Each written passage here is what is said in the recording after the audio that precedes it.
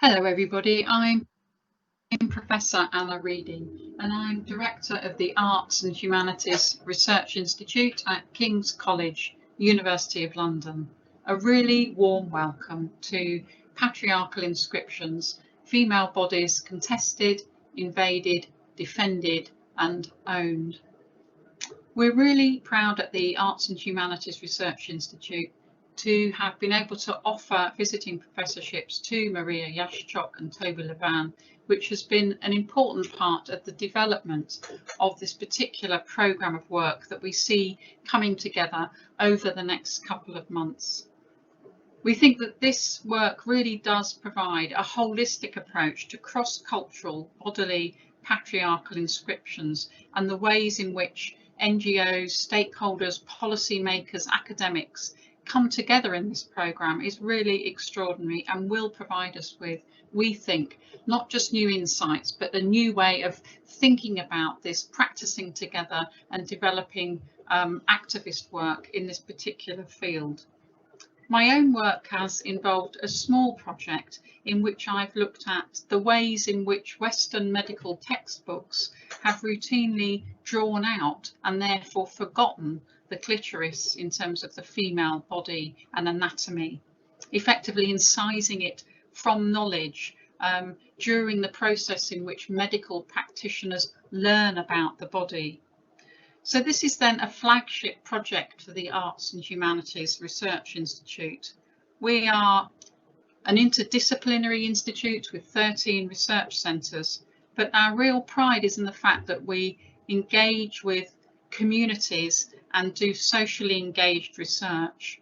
And so this particular programme of work, we really hope will grow and flourish through our modest levels of support and through the work that you do over the coming couple of months. Thank you very much. So welcome to you all.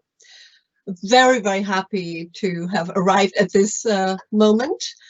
You know the sort of sequence of this afternoon's session, which will be welcome, which will be our keynote speech panel, and will be Q&A session at the end.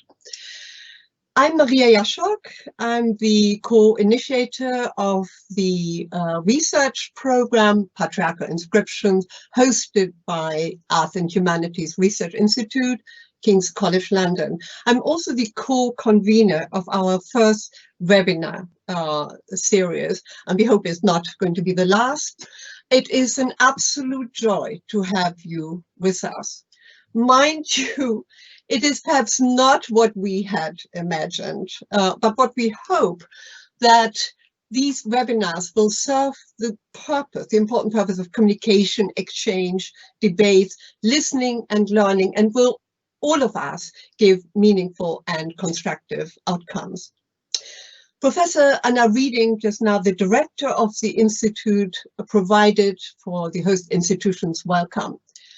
And in turn, and here I am representing a small team of conveners, I would like to acknowledge our gratitude to the support we've been given by the Institute. And thus we have the wonderful Taylor, who is, whom we entirely depend for coordination and management of the webinar series, and who in turn can depend on the support of a wonderful AV team at King's.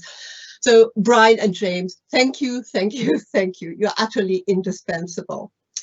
Before handing over to Toby, and I shall reappear later on as your Q&A moderator, a reiteration very brief of what it is that brought us here today. By inviting the wider community of scholars and professionals into debates over issues surrounding female body texts, their symbolic, cultural, and socio-political contexts, and their multiple and diverse translations, as well as interpretations, positionalities, activism, we are pursuing multiple aims. That is, the, first of all, intersectional mapping of the body, singular and female. Then the mapping of body politics as global and gendered. And importantly to me, the critical self-reflexivity directed at the cartographers, the maker of maps, the maker of boundaries, that is ourselves. We're living through a time of greatest urgency, of growing human rights abuses as we experience the wider systematic and normative unraveling of democratic governance at home and elsewhere. Most disturbingly so during the current pandemic, and which is so clearly exposing underlying fault lines of injustice and exploitation, most glaringly, arguably, gender inequality and women's rights abuses. And it is this which forms the wider context for our webinars on the many issues that concern the multi-layered and intersectional problematic of FGM. Thus, today's session could not be more relevant. So at this point, I would like to hand over to Toby to address the raison d'etre of the series of webinars and today's session specifically. So Toby, if I can hand over to you. Thank you, Mariya. My name is Toby Levin van Gleichen. I'm a visiting professor at King's College London, an associate of Harvard's Hutchins Center for African and African American Research under Henry Louis Gates, Jr. With a PhD in comparative literature, and hence an outlier among social scientists and clinicians dedicated to ending FGM, I hold that a humanities lens on the subject, featuring memoirs, fiction, creative media, broadcasts, and other genres, complements approaches anchored in the sciences. A project performing intersectional and interdisciplinary research offers a holistic vision of debate surrounding female body texts and sociopolitical contexts. It's therefore my pleasure and privilege to welcome you to the first of 10 virtual sessions looking at patriarchal inscriptions on women's bodies, inspired by a compelling need to address human rights abuses specifically, but not exclusively, related to female genital mutilation within the framework of our evolving research program. Cradled by King's Arts and Humanities Research Institute, we are crossing cultural contexts, homing in on distinctions and similarities where female bodies are contested, invaded, defended, and owned. In addition to today's webinar, you are invited to 9 that follow, ending on December 10th and covering excision in the law, mothers and daughters, the FGM industry, gender identity and circumcision, sexuality, pleasure, beauty, and pain, and concluding with keynotes on racism, social media, and FGM studies. Today's focus covers a broad swathe of approaches. We'll hear first from the inimitable Dr. Leyla Hussein, whose outraged, courageous, and original line of attack opposing ritual genital abuse has attracted a worldwide following. Next, further exemplifying the amplitude of inquiry, representatives from major anti-FGM associations will take the floor. They include both the US and European and FGM umbrella networks, complemented by researcher activists studying Russia, India, and Oman. Yes, FGM is a global issue. The session closes after Q&A with Dr. Diana Fox, editor-in-chief of the peer-reviewed Journal of International Women's Studies, inviting you to contribute papers for a special issue. Because COVID-19 has compelled us to gather in cyberspace, despite a preference for collegial in-person contact, we want to ensure continuity and a future for exchanges and friendships that starts here. And now just a sentence about housekeeping. Please ask questions and write comments while the speakers are presenting. Include your name and occupation, please, and know that these will be collated and re-presented by Mariya in the time scheduled for Q&A. Thank you. I turn it over to Comfort. Hello.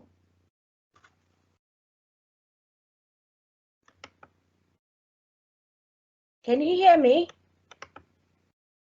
Oh gosh. Yes, I can. Hello. Can you all hear me? Yeah, we can hear Comfort. Okay, Maybe thank you. lower your camera down a bit so we can see your face. Oh dear. Okay. Thank you, Toby. My name is Comfort Mama, FGM stroke public health specialist. A very welcome to everyone joining us from all over the world.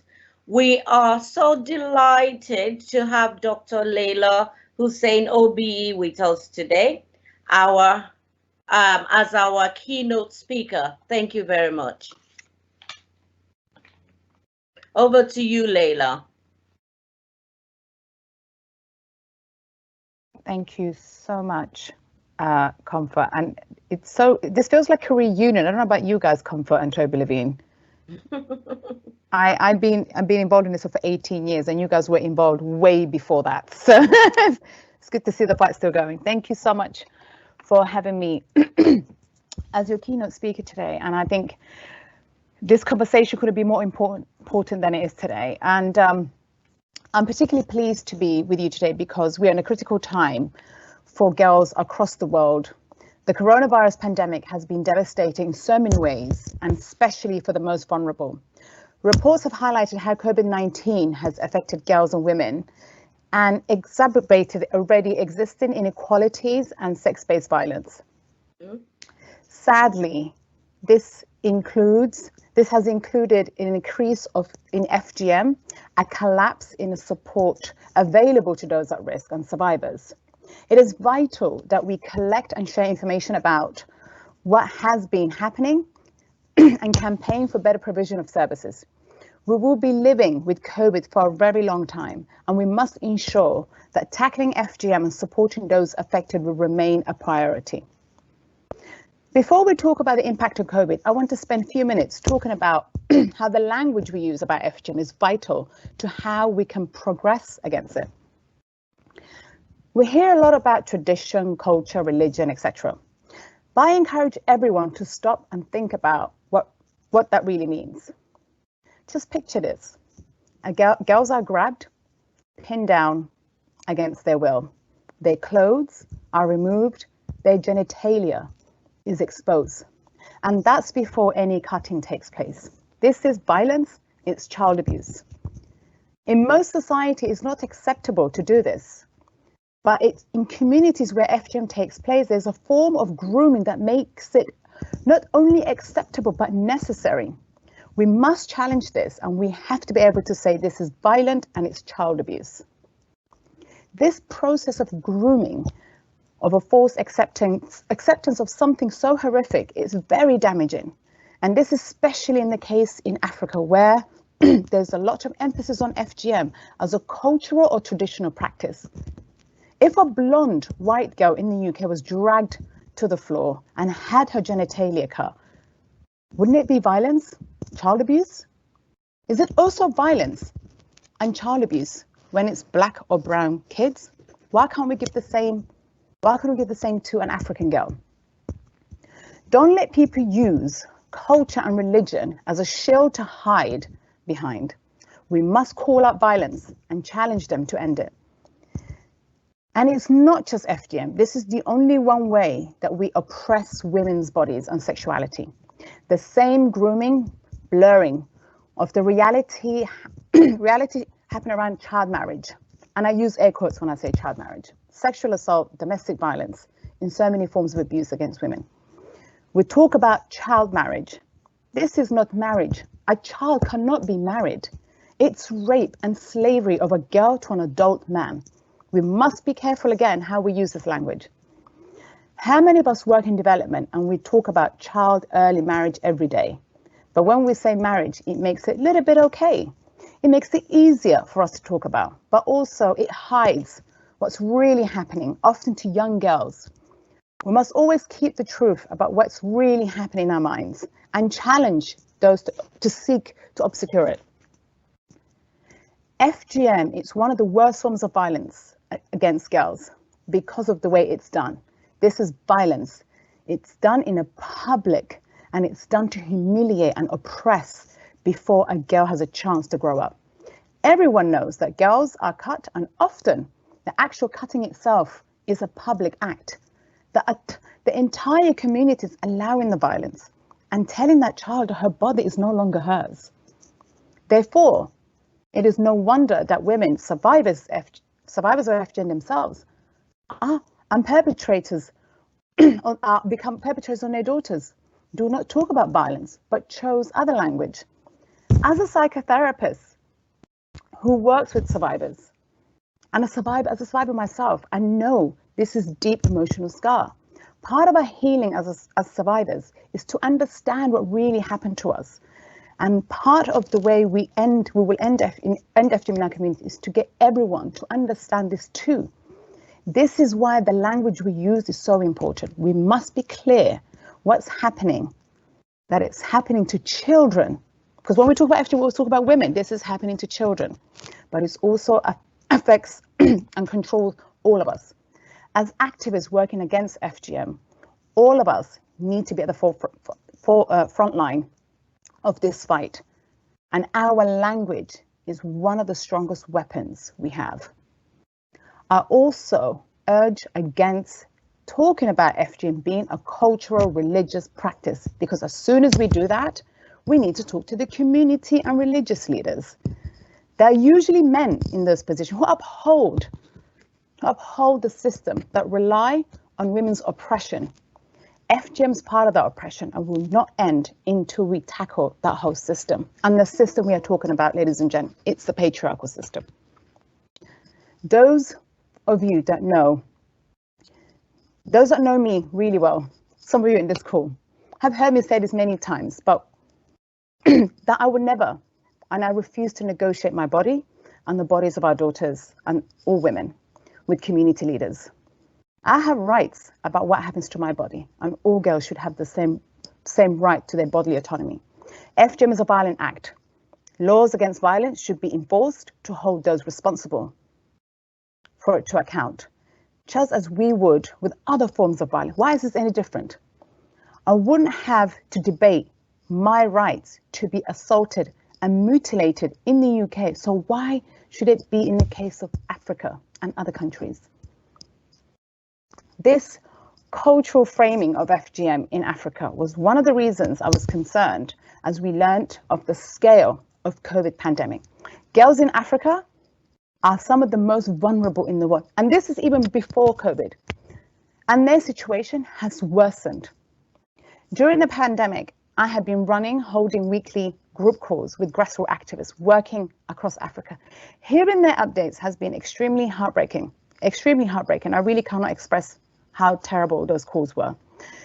In so many places, violence and FGM have increased, and activists have been extremely overwhelmed. Lockdowns have meant that girls were trapped at home. Schools were closed. Safe houses were shut down. Can you believe the safe houses were considered a place of gathering? And law enforcement against FGM has been very patchy at its best. Fear, economic hardship, uncertainty about the future have created a toxic environment where desperate families have resorted to FGM and getting their daughters. I keep using this every time I talk about marriage of their daughters. This should not be happening. We need governments and local authorities to include a response to violence against girls and women in their COVID plans. This is a must, and it has to be a top agenda. They must ensure prevention, protection, and support services for those at risk and affected by FGM. A vital part of this must be direct funding, support to grassroots activists. These are people who know which girls are at risk, who can travel to remote villages and make life-saving interventions.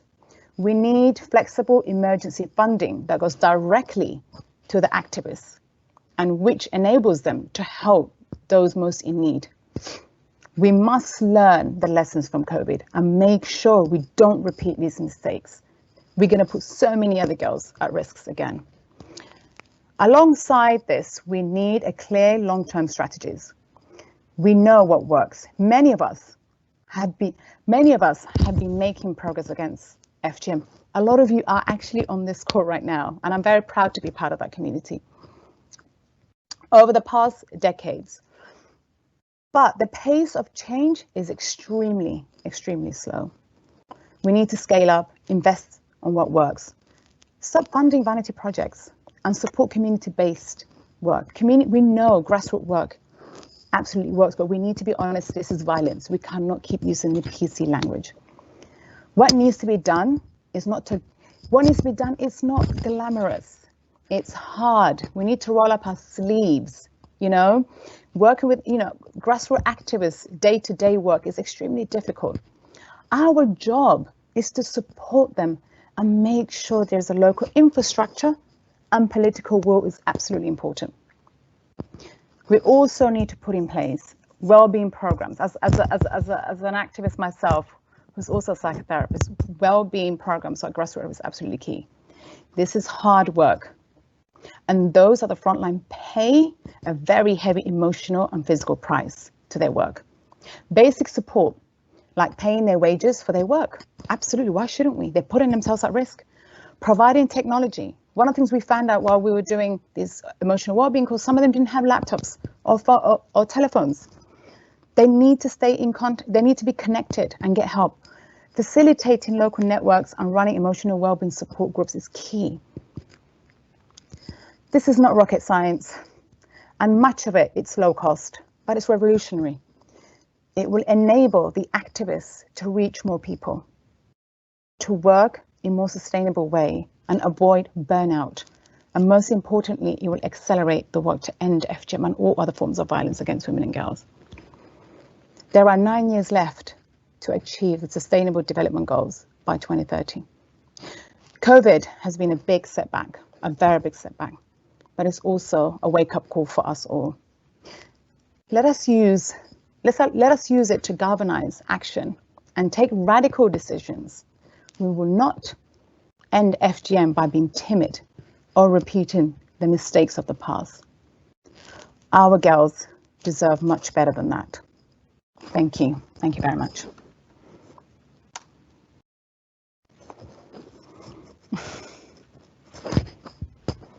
I don't know who's speaking next. I think it's going to be me to introduce. And thank you very, very much, Leyla, for that perfectly rousing exhortation when I was taking furious notes, and you'll tell me when I send them to you if I've gotten the gist of it. I think it is me, and I am very pleased to present a panel who is presenting Mobilizing a Robust Global Narrative to Dismantle Socially and Politically Constructed Racial, Cultural, and Geographical Boundaries within FGM Discourse. So we'll hear from Mariya Taher, Ghada Khan, Julia Antonova via a taped presentation, Habiba, Al-Hinai, and Chiara Cosentino. Okay.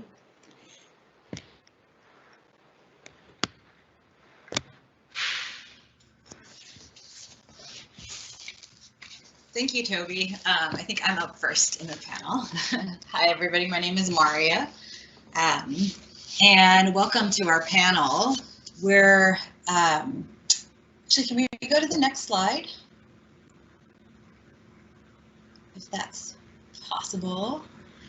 So today we're going to be talking about the following themes during our panel: exoticism and the othering of FGMC within the context of migration, global FGMC prevalence data as a tool for mobilizing a global narrative, and emerging cases that break down perceived geographical boundaries to FGMC.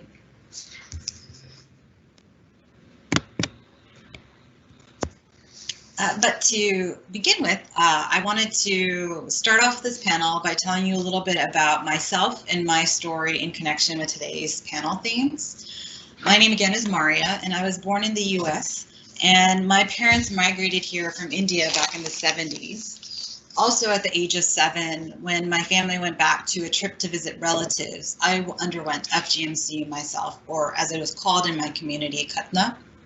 So I've known about FGMC my entire life, and I really grew up believing it was a normalized practice, something that just happens. And for myself, I didn't start to question it until I reached high school. And I recall at that time a friend of mine becoming very angry and saying that we had undergone FGM. And she used those specific words. And I think that might have been the first time I heard those words too. That was really when I started making that connection, that Khatna, what I knew growing up was FGM. As a result, I also started trying to learn more about this issue just for my own educational purposes and to really try to understand why the community I had grown up in, my family, who I very much respected and loved deeply, could continue something like this. But as I did that research, I could barely find any information about it happening to US-born women, nor that it happened in India. And all I could really find at that time was that FGMC occurred in Africa and amongst African diaspora communities. So I realized that my story was really not part of the global conversation on FGMC. In time, I realized I wanted to work in gender-based violence work, and I went to graduate school for social work. While I was there, I really started learning about all forms of gender-based violence, such as domestic violence, sexual assault, and the more I learned about these issues, the more I started making connections to FGMC as well. Just for instance, the idea that FGC or FGMC is something that is learned behavior, just like we know children who grow up in families that are experiencing domestic violence, if they oftentimes grow up to become abusers or to become survivors themselves. And that was something that that happened in the community I grew up in, thinking about it that way, that we learned to continue FGMC as children, and then we were taught, and Leyla kind of spoke about these things, that we were taught to, or we were socialized to believe that it was accepted. In time, I decided for my own thesis study that since there was no data out there about FGMC in the Bora community, which is the community I grew up in, I would conduct that research to an exploratory study just to help, primarily first to get information myself, but also to get information out there for social workers who might be working with other women and girls like me. And I titled that study, Understanding the Continuation of FGC Amongst the Dowdy Boras in the US. That was at the beginning of my story. And my story begins because I felt neglected in a sense, or left out of this global picture, and I really wanted to fill that gap. Today we do have more data. A lot more still needs to be collected, and I know some of the other speakers on the panel will be addressing data later in this presentation as well. But I do want to mention for now in the US, the statistic that we have around the number of women and girls affected by FGMC is 500,000. However, I'm still not part of that data as I was born in the US, and again, it happened to me in India. And the US stats are largely based on the collection of data in about 30 countries, mostly within Africa and the Middle East, and then applied to immigration patterns in the US. So these numbers also, unfortunately, do not recognize myself, nor do they recognize that the US has this history of using medically necessary clitoridectomies to repress female sexuality. For reasons, this was pretty common up until the 1950s, but reasons that were given for this were things like treating hysteria and mental illness, to treat lesbianism. And that history has just been forgotten, and the issue has become othered, meaning that it doesn't happen here, but when it happens, it happens to communities, Black and brown girls that are coming here. So if we could just go to the next slide. So to further fill this gap and decrease the sense of othering, I went to write about my experience and what I had learned from my thesis. And in time, that writing that I did led to me connecting to the 4 other women who would become co-founders with me and establish our organization, Sahiyo. And Sahiyo means female friend in Bora Gujarati, and really reflects our organization's mission to engage in conversation with the community to end FGMC. And we realized that we needed to have this collective forum to highlight that FGMC was affecting our communities because it wasn't out there, and we felt like this was an initial first step. So today, Sahiyo is this transnational organization with headquarters in US and India. The next slide. One of the first things that we did, recognizing that there wasn't much research within this community on this issue, was conduct a study in 2016. And we conducted a study that was based on my thesis, or based on using methods from my thesis to just gather basic information about Katna and how prevalent it was in the Bora community. And we really did this research in large part because, again, FGMC was so largely connected as only occurring within sub-Saharan Africa. And I think it's important that we do recognize it occurs there, but it's also important to recognize that it is larger than that. It is a global issue. And so there really was no high-level representative data on this issue within communities like mine.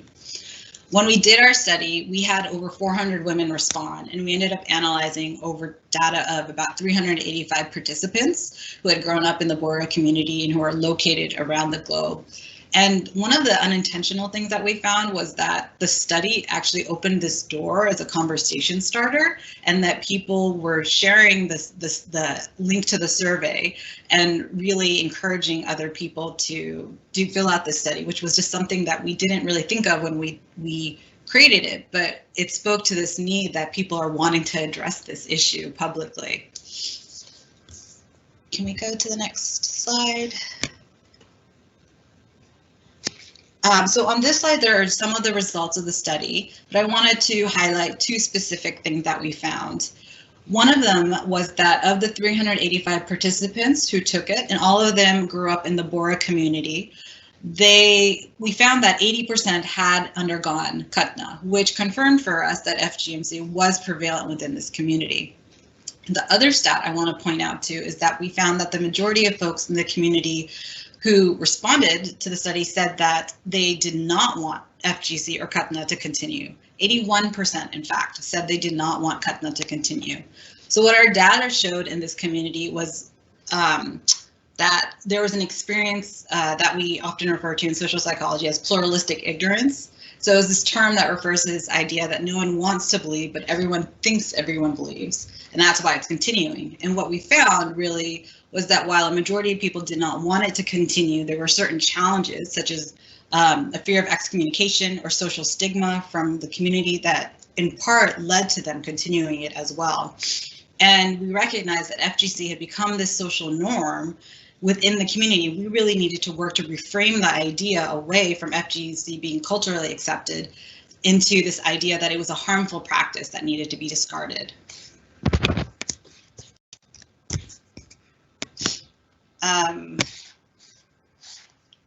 So thank you. And to do this, we realized that we really had to make this information public, and we needed to build this critical mass of voices that would speak out against FGMC. And that research really helped inform a lot of the projects that Sahiyo does. And we do a lot of storytelling work, and the idea is really to highlight that this is happening within our community. And we do storytelling through blogs, social media, picture campaigns, and prior to the pandemic, in-person events. And we saw that as we were doing these storytelling projects, it was having a ripple effect where we were hearing from survivors from other communities besides the Bora community that were reaching out to us and telling us that it was happening in their community. And so it just, for us, started helping us understand that this was something that was unfortunately happening in many Asian contexts and communities as well.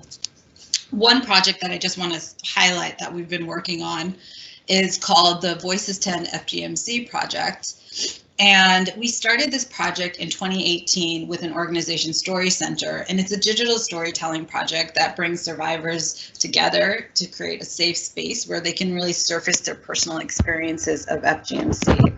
And the idea was to really work to building this critical mass of storytellers and activists from across the globe to share and heal from their experiences of FGMC, to help them connect and grow as leaders in their communities, and so that they can come and have agency over their own stories and create these short videos that call for an end to this practice, but also highlight the complexity of this issue.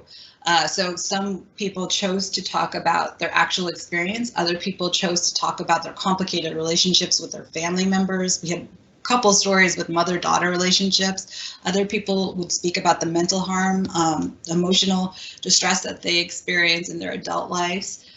We would try to also really surface stories from parts of the world and communities where this issue is just not highly recognized. And today we have about 38, apologies, my voice is cracking. It's been doing this all week, but today we have 38 videos created by participants, and we are also hoping to have another virtual workshop in early January 2021 to extend the project. And if you can just go to the final slide.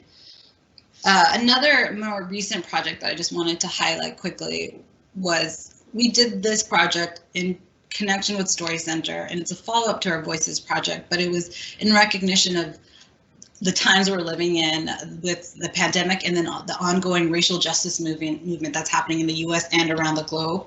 We really, I'd say, we're recognizing the intersection between multiple forms of oppression and how it's affecting survivors. So with that in mind, we held this workshop about a month ago that was focused on FGMC intersectionality and anti-racist allyship.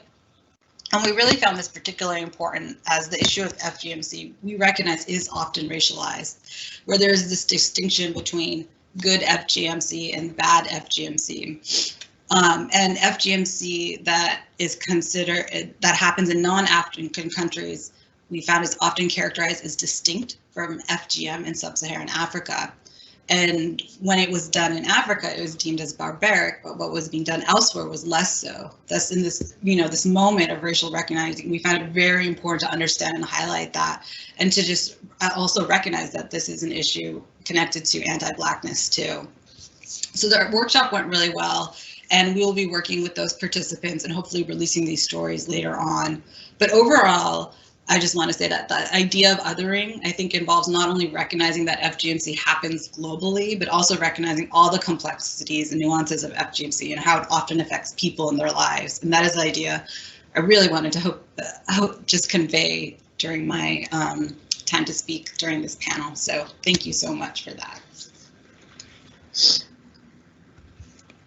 Can the moderator come in just for a moment? Just to remind everyone that questions can come only in writing. Unfortunately, Teams does not allow for vocal interaction. So please, any question that you have, because we have a panel and a great many presentations, please write them down, place them in the Q&A dialog box for me then to take up later on. Thank you.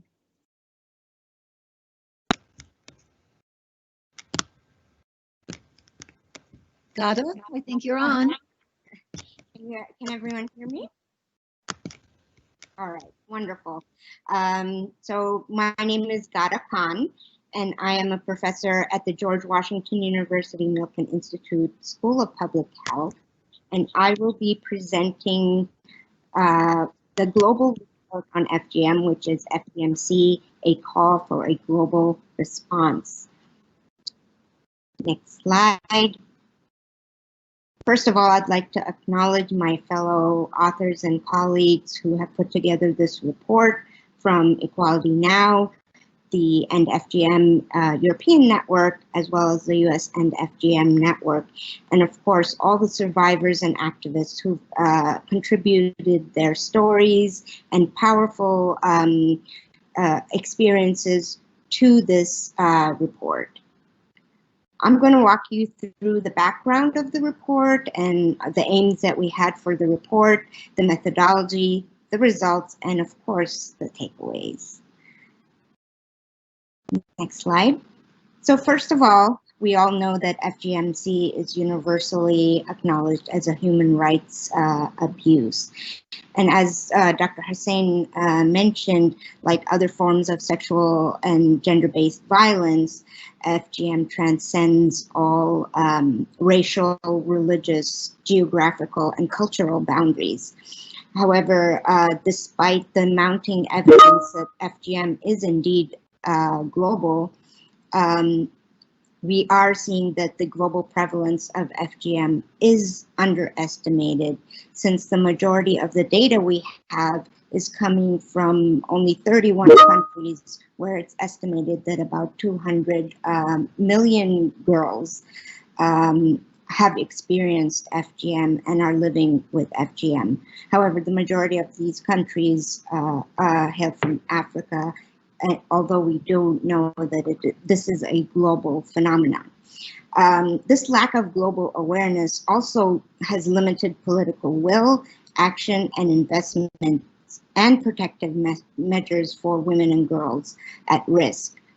And this bounding or perceived geographical bounding of FGM and this lack of a global narrative supports the pervasive othering of FGMC discourse, as both Mariya and Leyla had alluded to, where we see that authorities and leaders within cultures and communities often deny the existence of FGMC, or they divert the blame towards other countries, cultures, and practices, and undermine the experiences of activists and survivors who are fighting to end this practice. We also see othering as a form of racial and racial ethnic stereotyping and stigmatization and body shaming, which others non-white women's bodies, their experiences of FGM, and their personal needs.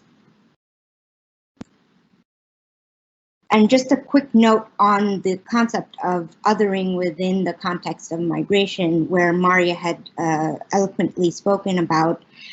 We must acknowledge the rise of racism, nationalism, anti-immigration or anti-immigrant and anti-Muslim sentiment that's been dominating geopolitical discourse in the West.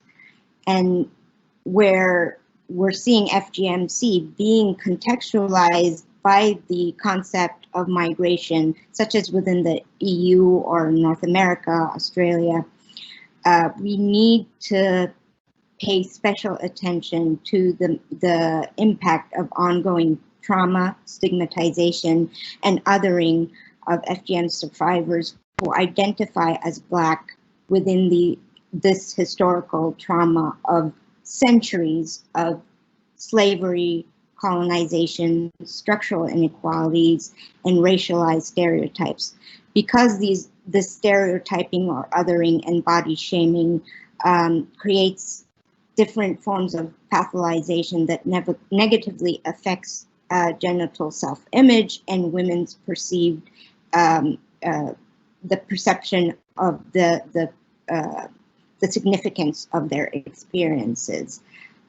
We also, as my colleague Mariya mentioned, need to acknowledge the often overlooked history of the practice among doctors within these countries and the survivors who identify with this history. So efforts to end FGMC within the context of migration must be contextualized by the social political discourse around gender and race in order to create robust interventions that are anti-biased, and because failure to do so furthers the othering of non-white women's bodies. Next slide.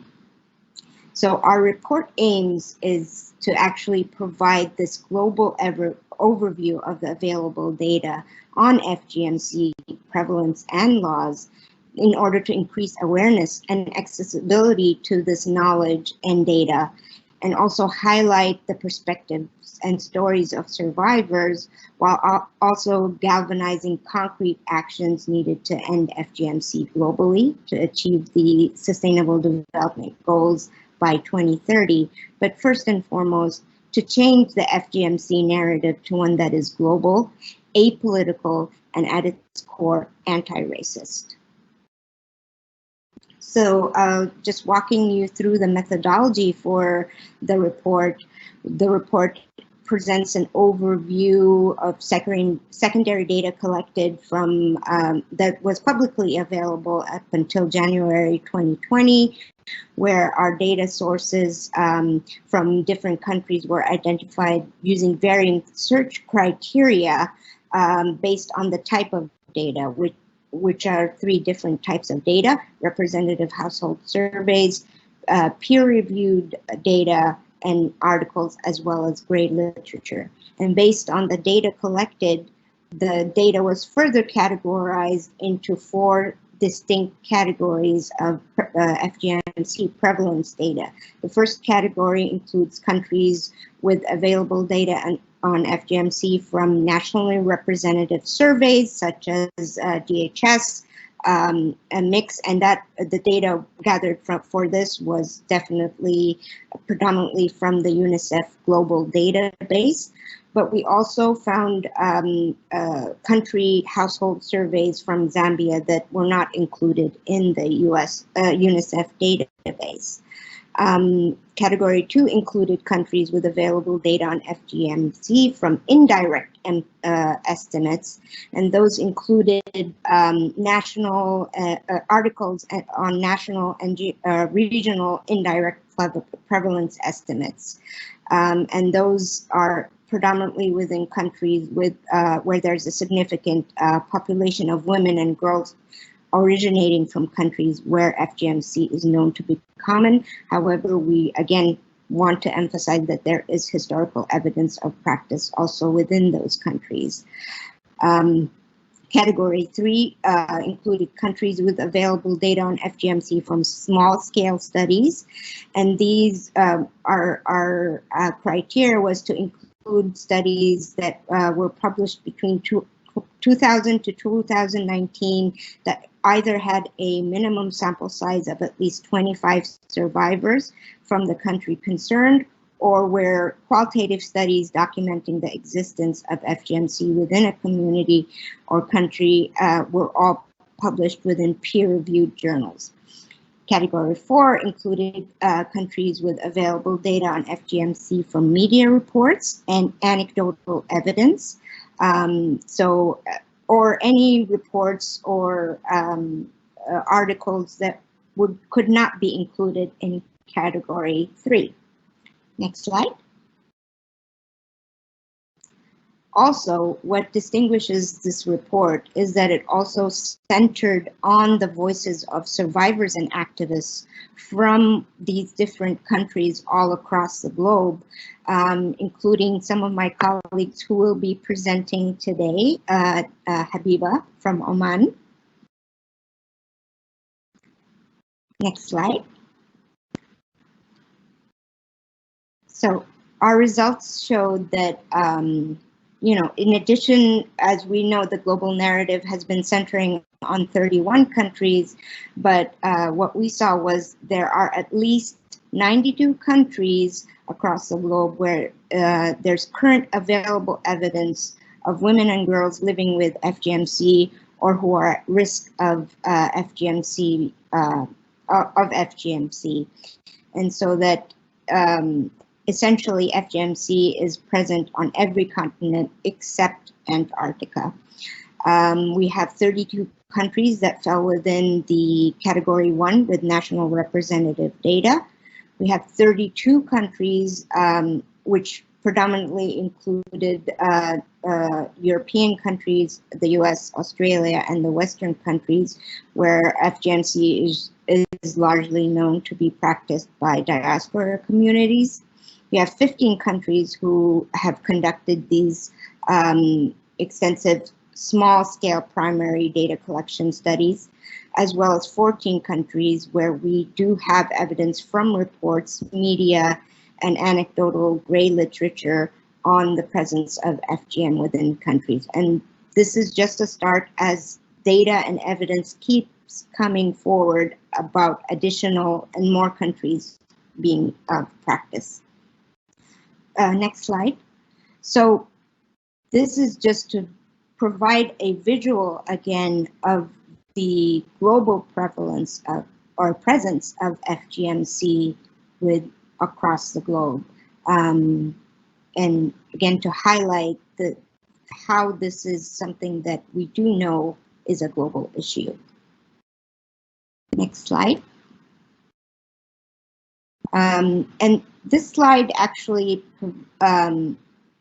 demonstrates shows the percentage of women and girls aged 15 to 49 who have undergone FGMC in countries with national representative data.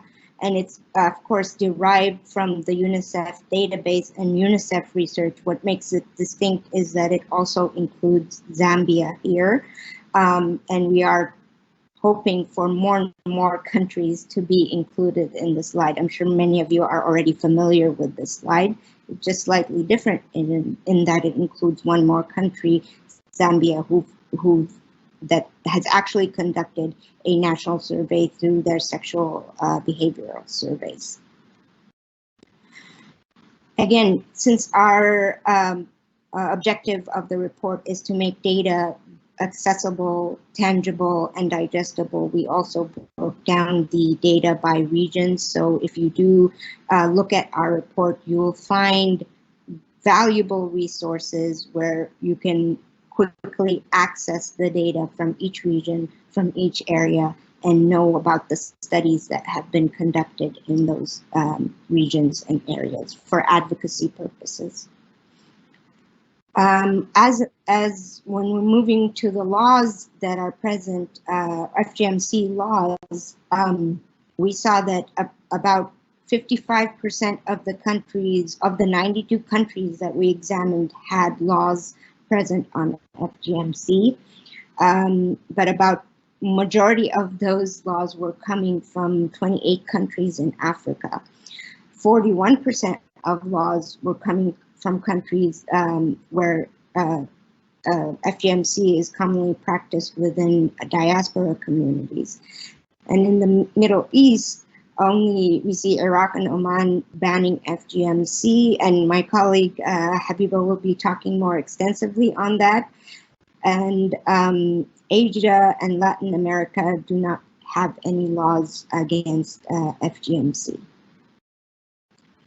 Now, this graphic is quickly to demonstrate the difference between the number, or juxtapose the number of countries with available data on FGMC compared to the number of countries with specific laws against FGMC.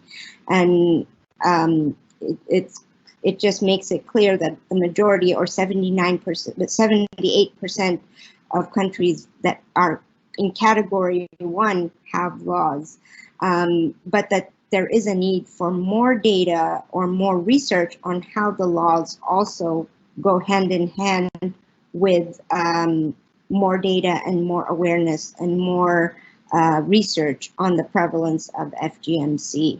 So we're basically providing a platform to facilitate and encourage additional research in this particular area. So our takeaways from the global report was that we wanted really to underscore the global nature of FGM, and we wanted to shed light on the available data in 92 countries. The report in itself serves as a platform to accelerate action towards understanding and measuring FGMC prevalence in every country, and to accelerate global efforts to end this harmful practice. And we do know that we need reliable FGMC global prevalence data, which is critical to mobilizing such a global narrative and addressing prevailing social, politically constructed racial, cultural, and geographical boundaries within FGMC discourse, and to create robust and unbiased laws and policies that protect all women and girls from this practice. Now, it is my honor to introduce our next presenter, who will be presenting via video, pre-recorded video, Julia Antonova, who is the director of the Gender Justice Program at the Russian Justice Initiative, and she'll be speaking on FGM in Russia and the main challenges there. Thank you.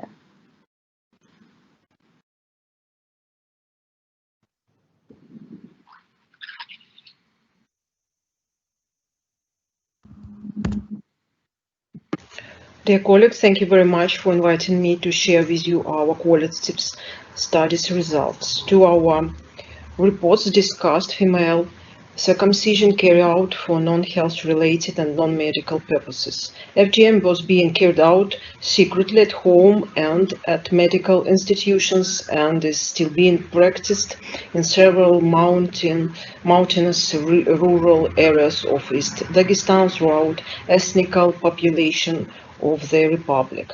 Our studies was the first scientific, psychological and legal investigation of the practice of FGM in Russia. In our reports, we showed that FGM in Dagestan is carried out on girls primarily in early childhood up to age of 3. During the procedure, the clitoris is partly or completely removed or damaged by cutting or incision.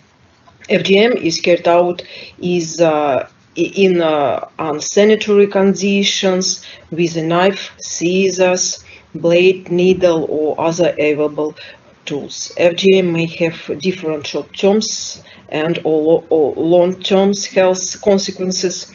Female respondents spoke of several severe pain, infection, shock, psychological trauma, long-term gynecological problems and complications in childbirth, which subsequently have a negative effect on the mothers and child. It is known that FGM can potentially lead to the victim's death. The practice of FGM comes about as a consequences of social prejudice, according to which women and girls occupy a lower position compared to men and boys, and is carried out on discriminatory basis. According to gender and age, only underage girls are subjected to it. FGM is justified by its practitioners' social, cultural values and religious customs. Their reports drew wide public discussion. Following publications, we were asked, why are you studying this if it concerns only a small number of girls and women who live in remote mountainous regions of Dagestan? This is not mass violation of women's rights. According to our data, the approximate minimal figure of the number of potential victims of FGM is 1,200 girls per year in Dagestan. We did not take into account the scale of the problem as a criterion of assessment of the practice of FGM. Female circumcision is a violation of the rights of children who are subjected to this operation. Our studies showed that in Russia, underage girls undergo operations on their sexual organs for non-medical indications and in non-medical conditions. This is violation of the provisions of criminal legislation of the Russian Federation and international norms, which also carry obligations for Russia. Now in Russia we have not any special legislation of FGM prohibition, just general provisions in criminal law. Some communities and the victims of FGM themselves endeavor to create an aura of sacredness around this tradition to defend the practice from outside interference. The attitude to the practice of FGM serves in our view as a justification of existing gender-based violence and of instruments to control women and girls in the family and community. 4 years have passed since the publication of our first report. This time the state has not taken any steps to access the problem, to intervene or influence the situation of the practice of FGM. Some months ago, government agencies and universities in Dagestan were prohibited to cooperate with our organization because of its human rights position and defense women and girls from gender-based violence and discrimination in the North Caucasus. Now we are mostly supported by lawyers, human rights defenders, researchers, and journalists in our work. Also, we have our first and only criminal case on FGM of 9 years girl from Ingushetia Republic. We regularly met with serious obstacles in criminal investigation and court proceeding in this case, and we are preparing it for the European Court of Human Rights. So this is closely the situation with FGM in Russia, and I hope it will be helpful for you for understanding the results of our work. Thank you very much and good luck.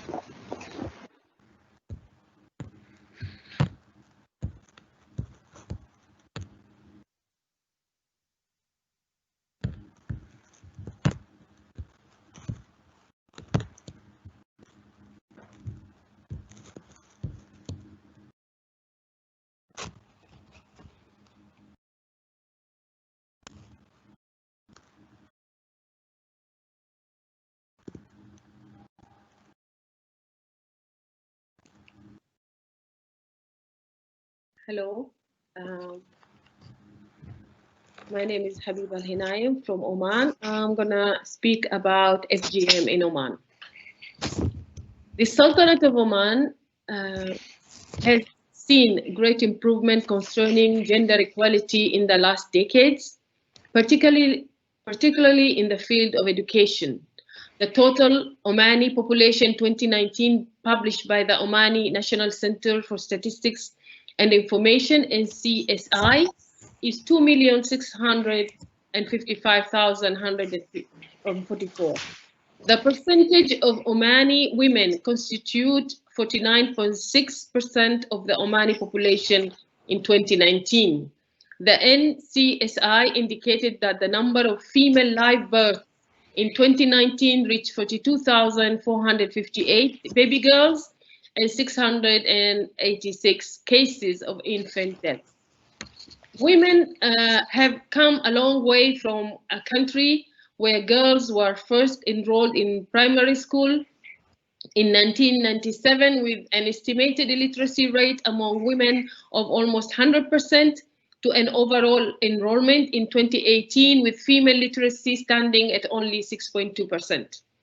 The government has taken different measures to encourage women to higher education and to enter career. Yet, even though government policies and the point of view of the late Sultan can be considered very progressive concerning women's rights, and many restrictions on women prevail passed down by tradition, FGM is one such tradition.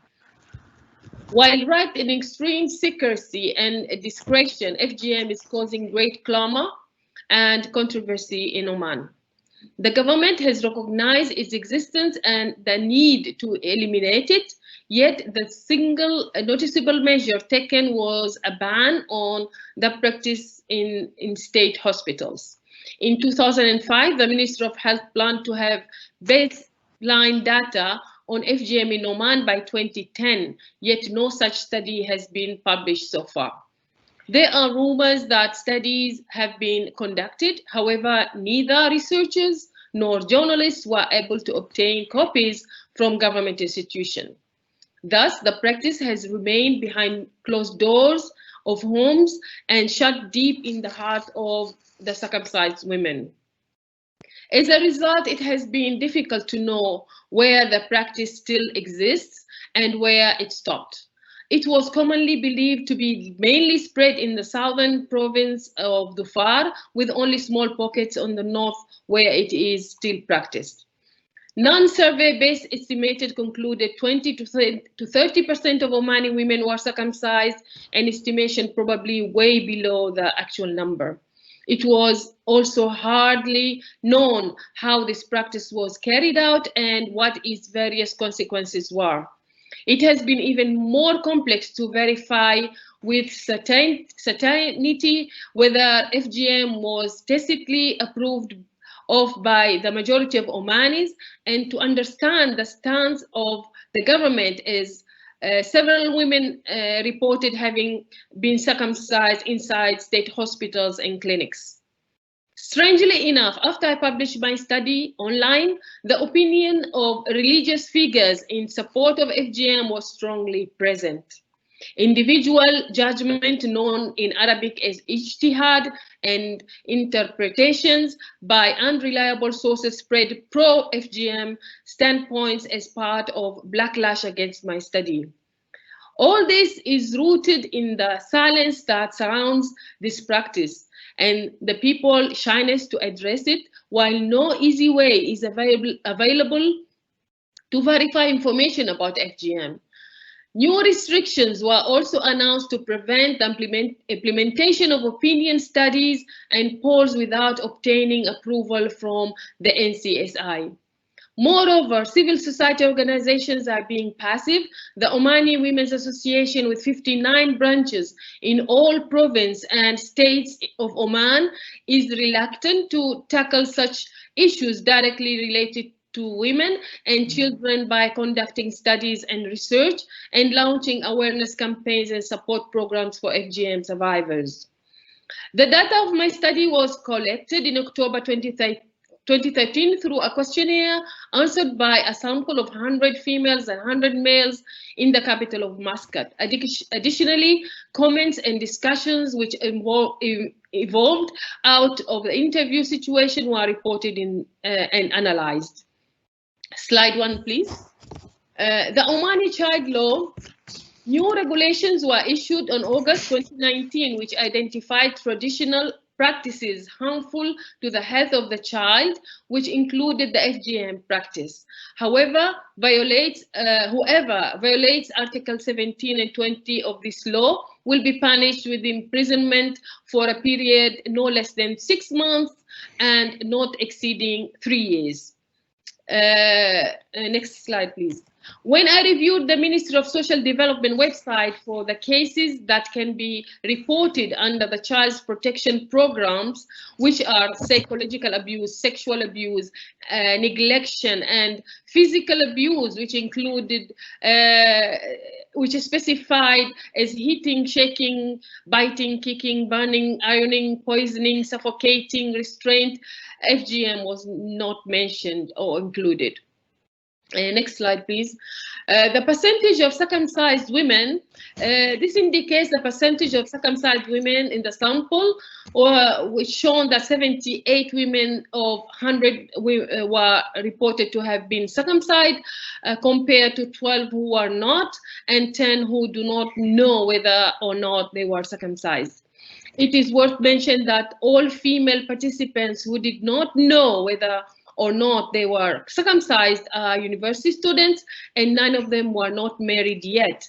Half of them answered yes to the question about whether FGM was still practiced in the family. These results suggest that especially young women are shy to tell the truth about their circumcision, hence their answer, I do not know, while the tradition is still practiced in their families. There is also a possibility that they were too young and can't remember their circumcision. Next slide, please. The total percentage of females who hold university and higher education degree is 38%, while female university students constitute 14% and holders of high school diploma are 21%. Next slide, please. The female participation education level, comparing with satisfaction with their circumcision, shows the educational level of circumcised women and the extent to which women of different educational background agree with FGM. Circumcised women come from all educational backgrounds. However, there are less women circumcised among university students and those who hold a bachelor or master degree, while among the holders of a diploma and the illiterate, 100% are circumcised. This aspect is extremely important to determine whether a correlation exists between the educational level and the persistence of disappearance of FGM, and whether education has contributed to a change in preparation and practice. perceptions and practices. In many African countries, studies have shown a clear correlation between education and prevalence of FGM, with the higher educated being less likely to continue the practice. However, the conditions under which FGM is performed in Oman and in the Middle East as a whole are quite different from conditions in many African countries. Also, motivations and reasons may well be different. Thus, it should not be pre-assumed that educational level has the same effect in different environments. Next slide, please. The female participants' satisfaction with their circumcision. This shows the extent of which female participants are satisfied. 55 of the 78 circumcised women said they were totally satisfied, and 5 remained neutral because, according to them, they do not have much information about the phenomenon. On the other hand, 15 expressed an absolute discontent and dissatisfaction with their circumcision, and 4 said they do not know how to answer the question. Next slide, please. The extent of which women believe that Islamic teaching supports female circumcision, so 64% of them believe that it's part of Islam. During the interview, women were asked, why do you support FGM? There were a number of reasons given, of which Islam stood out as mentioned most often. And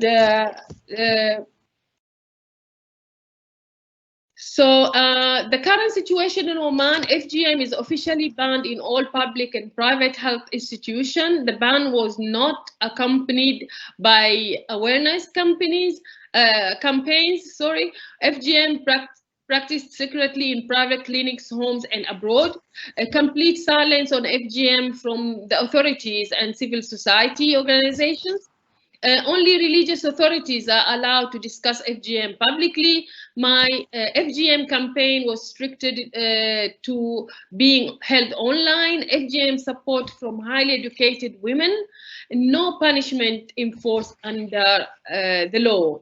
And how can we end FGM? Also, there's another study was held in 2017 for 200 women, which showed 95.5% were also cut.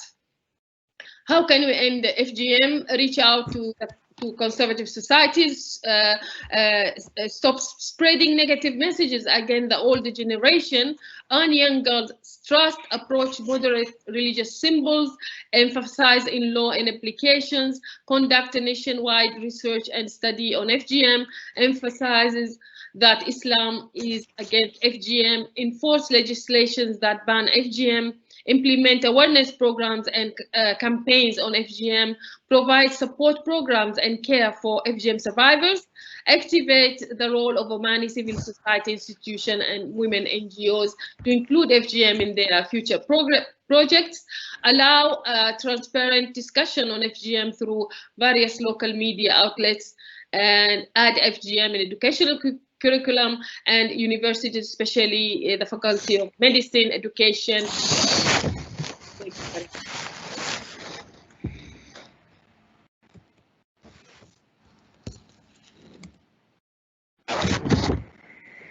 Thanks a lot.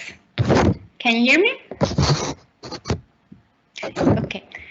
Thanks a lot, Habiba and Ghada and Julia and Mariya and Leyla and all the wonderful organizers. I feel very humbled coming after all of you and trying to wrap up a bit what we've been discussing this afternoon, but I'll try.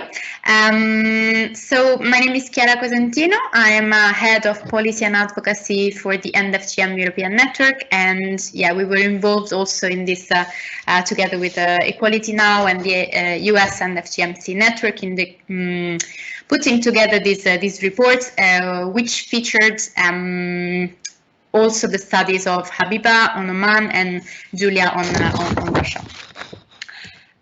So just to remind all of us a bit what also Ghada was sharing before, but the main conclusions while we were writing these reports, the main conclusions that we had is really that the movement to end FGM must be absolutely gender informed, so shaped around gender inequalities and the gender inequalities that are at the root causes of the phenomenon, as also Leyla was saying, needs to be survivor-centered and at its core anti-racist. We really stand very firm and strong by this. And we really wanted to, through these reports and through the work that we all do on a daily basis, to really live up to the world and to the words that we say and to our message.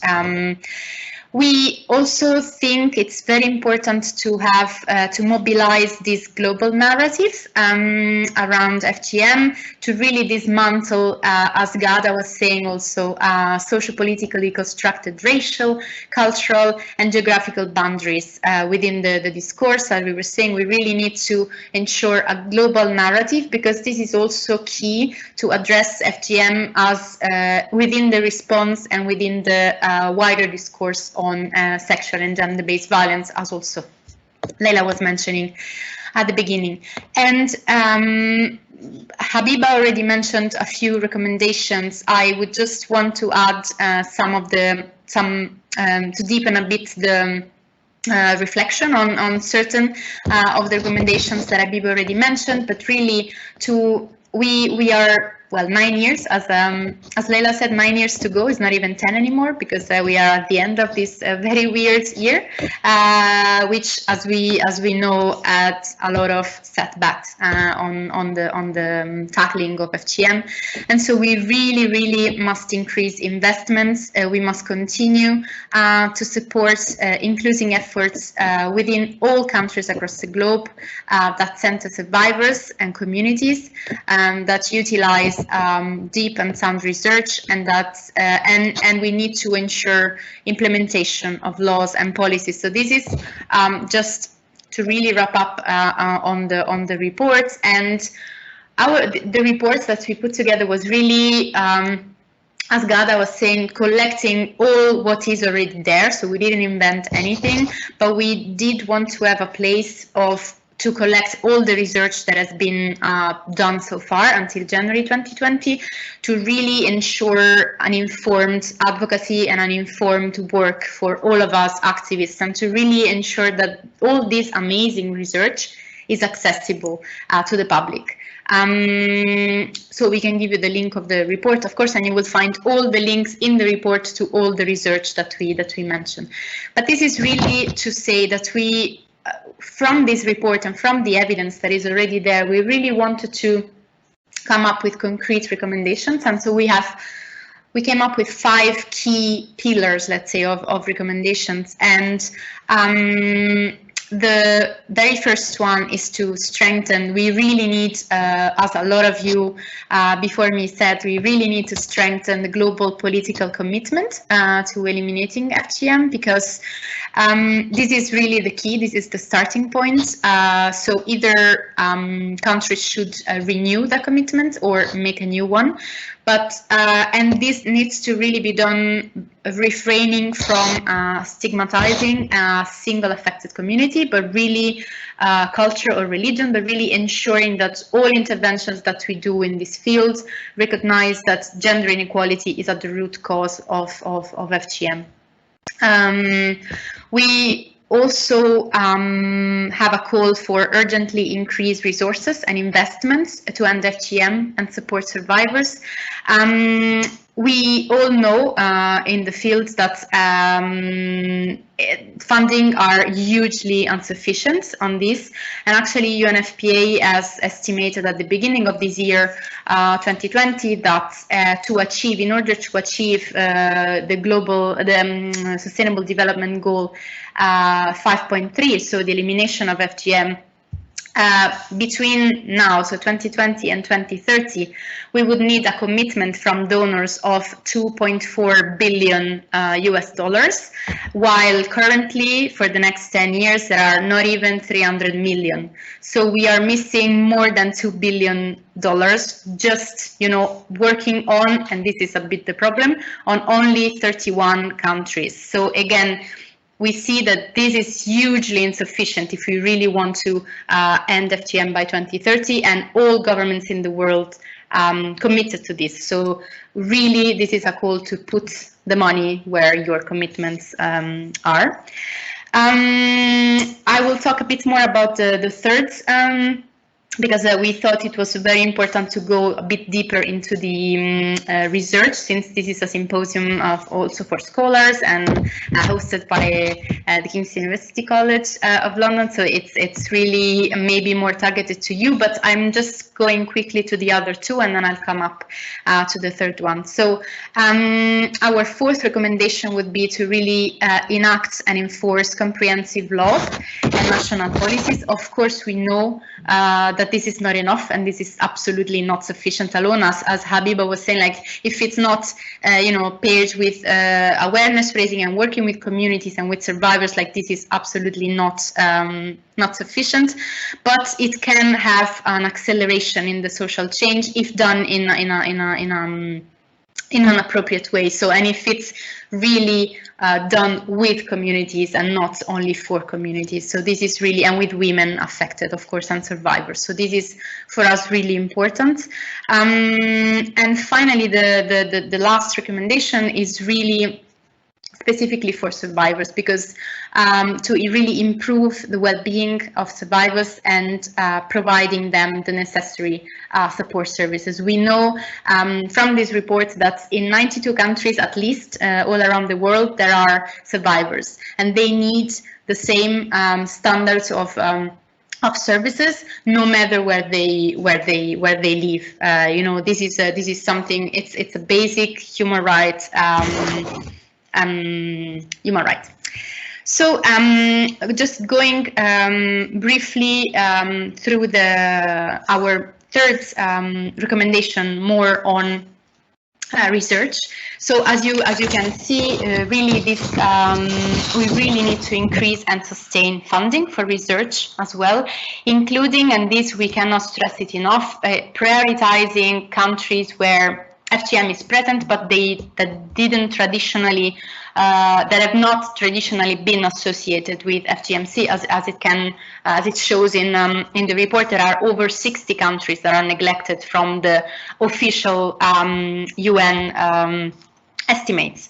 And so our second recommendation is really to fill this data gap. Please, we need to have more data collected on the other 60 plus countries, and they need to be reliable data to really ensure that we present the global picture of FGM and not a partial one. And how can we do that? So, of course, we would highly recommend to generate nationally representative data in countries where there is evidence of widespread practice. So, for instance, in Malaysia, in Oman, Iran, Brunei Darussalam, and really including FGM modules as part of the DHS and mixed surveys, as also Ghada was mentioning, when there is a national, national widespread prevalence in the countries. Where this is not possible, of course, we would like to encourage really scholars and funding, of course, to be provided to generate more robust data through specific research, surveys, studies, such as the ones of, for instance, Julia or Habiba, and to really ensure we produce an accurate, reliable, and comprehensive data related to FGM all around the world.